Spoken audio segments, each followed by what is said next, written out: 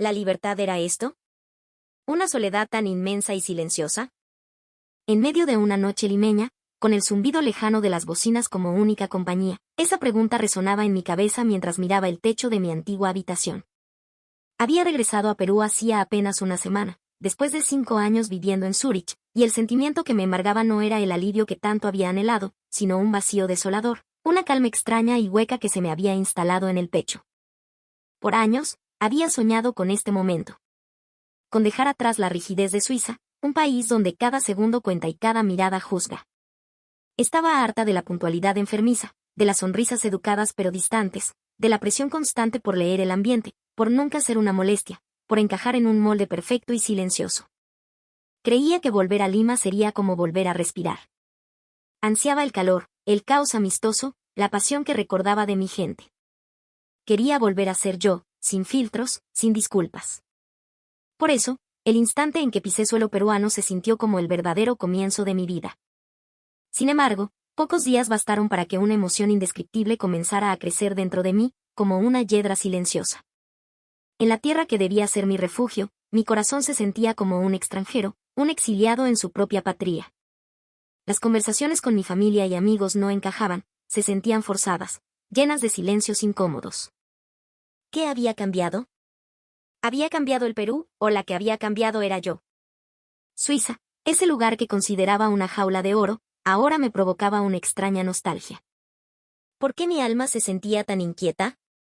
La respuesta aún no la tenía, pero una cosa era segura, algo dentro de mí se había roto, silenciosamente, en el viaje de vuelta a casa. Esta es la historia de cómo fui a buscar la libertad y encontré la soledad. Es el viaje de una mujer que tuvo que perder su hogar para entender dónde pertenecía realmente. Una historia que, quizás, te hará cuestionar tu propia definición de lo que significa ser libre. Nací y crecí en un distrito de clase media de Lima. Mi vida era predecible, cómoda, hasta que la empresa transnacional donde trabajaba como analista financiera me ofreció un traslado a su sede principal en Zúrich. La noticia fue un terremoto. Por un lado, el orgullo de ser reconocida, por el otro, un miedo paralizante a lo desconocido. Pero las ganas de probarme a mí misma, de ver el mundo, fueron más fuertes. Empaqué mis sueños y mis miedos en 2 maletas y me fui, convencida de que era el paso correcto. La realidad, sin embargo, fue una bofetada helada, tan fría como el invierno suizo. El ambiente de trabajo era un campo minado de sutilezas y códigos no escritos. La eficiencia lo era todo, pero venía acompañada de una frialdad que me calaba los huesos. Recuerdo una reunión en la que, acostumbrada al debate más apasionado de las oficinas peruanas, expresé una opinión contraria a la de mi jefe. El silencio que se produjo fue tan denso que pude oír el latido de mi propio corazón. Nadie dijo nada. Días después, mi superior me llevó a un lado y con una calma exasperante me sugirió que debía considerar el momento y el foro adecuado para compartir perspectivas alternativas. En otras palabras, cállate. Las reuniones sociales eran peores. Las famosas aperos, las reuniones después del trabajo, eran un desfile de conversaciones superficiales y sonrisas ensayadas. Si no ibas, eras la poco sociable; si ibas, te sentías más sola que nunca, atrapada en un mar de formalidades. Aprendí a callar, a sonreír, a asentir. Me convertí en una versión descafeinada de mí misma, una sombra que se esforzaba por no ocupar demasiado espacio. La vida cotidiana era una carrera de obstáculos burocráticos y reglas invisibles. Para abrir una cuenta de banco necesité una montaña de papeles y 3 citas. Un pequeño error en un formulario significaba empezar de cero. En el supermercado, una vez coloqué mis compras en la banda transportadora dejando un espacio demasiado grande con el cliente anterior, y la señora de atrás suspiró con tal dramatismo que sentí como si hubiera cometido un crimen de Estado. Yo creía estar haciendo lo correcto, pero en Suiza, la forma correcta era un camino estrecho y único. Vivía contando los días para mis vacaciones en Perú, idealizando el calor de mi familia, el sabor de un buen ceviche, la facilidad para reír a carcajadas con mis amigos sin medir las consecuencias. En mi mente, Perú era la cura para la asepsia emocional de Suiza. Por eso, cuando finalmente llegó la notificación de mi traslado de regreso a la oficina de Lima, sentí que me quitaban un peso de encima. Por fin a casa, pensé. Por fin al lugar donde podría ser yo, libre y sin ataduras. Pero en ese momento, no tenía idea de que mi búsqueda de la libertad apenas comenzaba, y que me llevaría a un lugar mucho más oscuro y solitario de lo que jamás imaginé. Cuando el avión aterrizó en el aeropuerto Jorge Chávez, inhalé profundamente el aire limeño al salir de la manga. Ese olor a humedad, a tierra, a multitudes, me pareció el perfume más dulce del mundo. Ya estoy en casa, me dije. La pesadilla suiza había terminado. La libertad me esperaba. Oh, eso creía. Esa sensación de alivio se desvaneció en la zona de recojo de equipaje. Mi maleta no aparecía. Me acerqué a un empleado que miraba su celular con aburrimiento. Disculpe, mi maleta no ha salido todavía, le dije. Sin levantar la vista, me respondió con un gesto vago. Hay que esperar, no más, señora. Ya saldrá. La palabra señora, la falta de contacto visual, la indiferencia de repente, extrañé la eficiencia robótica pero impecable del aeropuerto de Zúrich. Allá, un empleado habría escaneado mi ticket, localizado la maleta en el sistema en segundos y me habría dado una respuesta precisa. Aquí, mi problema era solo mío. La aduana fue una réplica de la misma apatía. El oficial selló mi pasaporte sin mirarme, murmurando preguntas que apenas entendí. Nadie me veía. Mi presencia era una simple transacción, un trámite más en un día interminable. Era como si me hubiera vuelto invisible. Pero la verdadera bofetada de realidad me esperaba en la salida, en la jungla de taxistas. Un enjambre de hombres me rodeó gritando ofertas. Taxi, jefa. Al toque, seguro. Amiga, te llevo barato. Me sentí una presa. Logré acercarme a un taxista que parecía más tranquilo, apoyado en su auto mientras fumaba. Al distrito de Jesús María, por favor. Con taxímetro, le pregunté. El hombre soltó una risita. Uf, jefa, a esta hora con el tráfico, taxímetro no juega. Te cobro 80 soles, precio de amigo. 80 soles era un robo. En Suiza, habría tomado un tren puntual y limpio por una fracción de eso. Pero estaba cansada, agobiada, y no tenía fuerzas para discutir. Está bien, cedí. El viaje fue una inmersión directa en el caos vehicular limeño. El conductor manejaba con una mano mientras con la otra sostenía una videollamada a todo volumen con un amigo. La cumbia sonaba a reventar por los parlantes. Se metía en los carriles sin usar las direccionales, tocaba el claxon cada 10 segundos y le gritaba insultos a otros conductores. Yo, en el asiento trasero, me aferraba a la manija de la puerta, sintiéndome extrañamente vulnerable.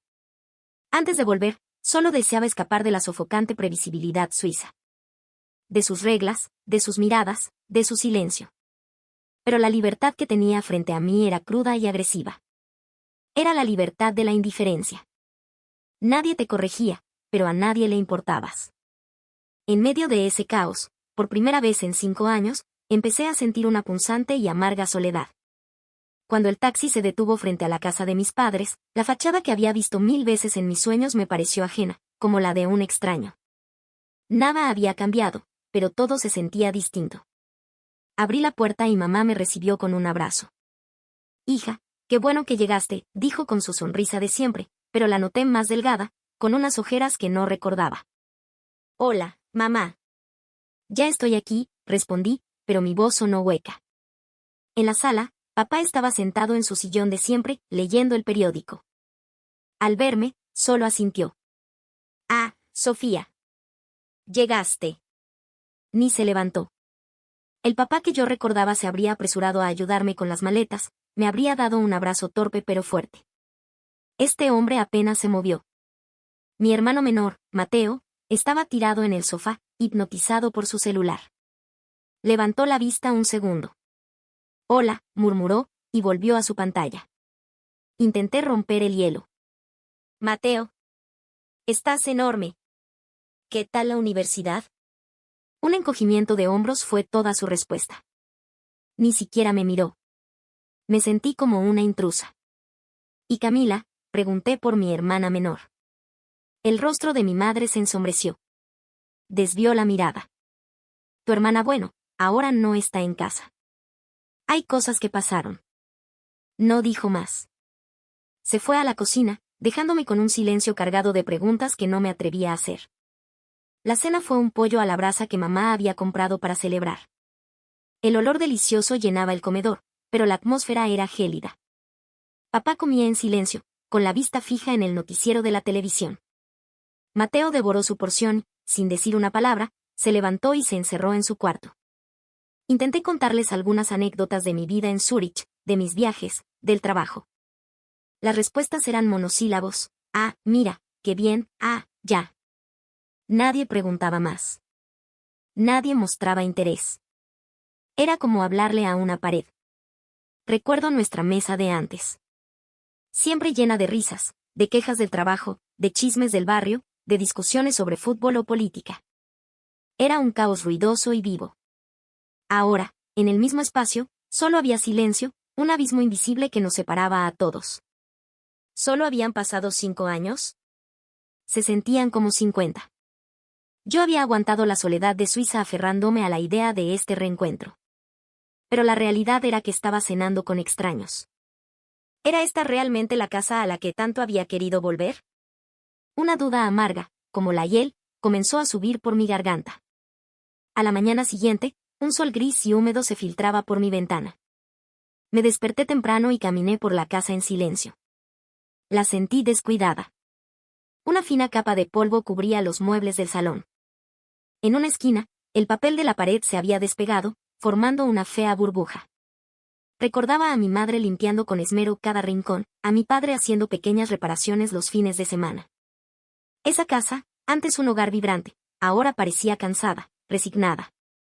En la cocina, mamá preparaba el desayuno con movimientos lentos, casi mecánicos. Su espalda, antes tan recta, ahora se curvaba ligeramente. La mujer enérgica que recordaba se había desvanecido, reemplazada por una versión más apagada y triste.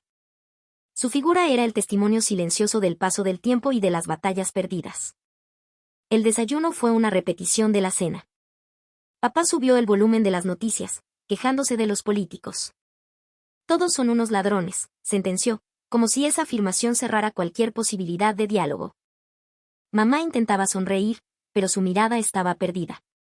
Tu papá se ha vuelto un renegón, me dijo en voz baja, y ya no oye bien de un oído. Mateo ni siquiera se sentó a la mesa, se sirvió un café y se lo llevó a su cuarto. La distancia era un muro de concreto. No podía bromear con él, no podía preguntarle por sus sueños. Era un desconocido que compartía mi sangre. Juntando todo el valor que pude, volví a preguntar por mi hermana. Mamá, ¿en serio? ¿Qué pasa con Camila? ¿Está bien? Mi madre dejó de cortar la fruta. Suspiró, un sonido largo y pesado que pareció arrastrar años de dolor. Ay, hijita, comenzó, con la voz temblorosa. Poco después de que te fuiste, consiguió un trabajo en Arequipa. Se fue muy ilusionada. Pero la ciudad es dura. Empezó a llamarnos cada vez menos. Ahora no sabemos mucho de ella. A veces contesta los mensajes, a veces no. Sentí un nudo en el estómago. Mientras yo me quejaba de mi soledad en un país del primer mundo, mi propia familia se estaba desmoronando y yo no tenía ni la menor idea. La culpa me golpeó con fuerza. Tengo que ir a tender la ropa, dijo mamá, levantándose bruscamente, como si hablar del tema le doliera físicamente. La vi alejarse y no supe qué decir. El calor del hogar que tanto había idealizado se había extinguido. Para escapar de la opresiva atmósfera de la casa, salí a caminar por mi barrio. El jirón de la Unión, que en mis recuerdos bullía de gente y vida, ahora me pareció un fantasma de sí mismo. Caminé por la avenida principal de mi distrito, y la desolación me golpeó. Tiendas cerradas, con carteles de se alquila cubiertos de polvo. La bodega de Don Pepe, donde compraba golosinas de niña, ahora era una farmacia de cadena, fría e impersonal. ¿Dónde estaba la gente? ¿Dónde estaba la vida? De pronto, recordé a Luciana, mi mejor amiga de la infancia. Su casa estaba a unas cuadras. Quizás ella podría explicarme qué había pasado. Toqué el timbre y me abrió su madre, una mujer que siempre me había recibido con una sonrisa. Sofía, hija. ¡Qué sorpresa!, dijo, abrazándome.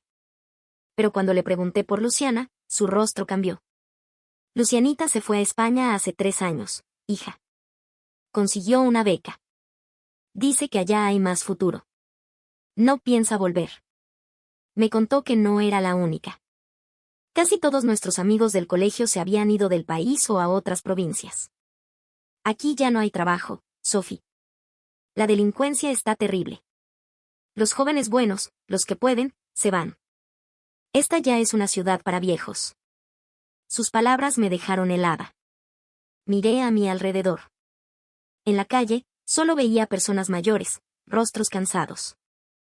El barrio vibrante de mi juventud se había convertido en un lugar estancado, un museo de recuerdos. El gobierno promete y promete, pero nada cambia, concluyó la mamá de Luciana con un suspiro de resignación. En ese momento lo entendí. Durante 5 años, me había ahogado en mi propia nostalgia, en mi pequeño universo de quejas. Mientras tanto, mi familia, mi barrio, mi ciudad, se habían transformado en algo que ya no reconocía. Era como si me hubieran robado el pasado, reemplazándolo con un presente gris y ajeno. Días después, tuve que ir al Banco de la Nación para reactivar una cuenta. Llegué temprano, pero la cola ya daba la vuelta a la esquina. Una masa de gente esperando bajo el sol. Ancianos, madres con niños, jóvenes. Muchos esperaban de pie, con rostros impacientes y agotados. Después de casi 2 horas, por fin llegó mi turno. La mujer detrás del vidrio ni me miró.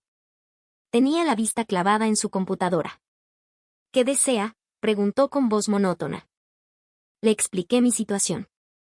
Falta una copia de su DNI, me dijo, devolviéndome mis papeles con un gesto seco. Pero aquí la tengo, le dije, buscando en mi cartera. Apúrese que hay gente esperando, respondió, su tono bordeando la hostilidad. Mientras yo buscaba el documento, un señor mayor a mi lado, claramente confundido, intentaba preguntar algo. No sabía a qué ventanilla ir. Nadie le hacía caso. De pronto, un agente de seguridad le gritó desde el otro lado de la sala, «Oiga, señor. La cola es por allá, ¿no ve?». Lo trató como a un animal, como a un obstáculo. Y me di cuenta de que yo estaba siendo tratada de la misma forma. Era solo un número, una molestia. En Suiza, odiaba la burocracia, pero jamás me sentí humillada. Siempre había un por favor, un gracias, una explicación paciente, aunque fuera dicha con frialdad. Aquí, la falta de reglas no significaba libertad, sino una falta de respeto fundamental por el otro. La libertad de este país era la libertad de no tener que preocuparte por nadie más que por ti mismo. Era el sálvese quien pueda. Y en ese sistema, los más vulnerables, como aquel anciano, siempre perdían. Salí del banco con el corazón encogido. Caminé sin rumbo, mirando el asfalto gris de las veredas rotas. ¿Por qué un simple trámite me hacía sentir tan miserable?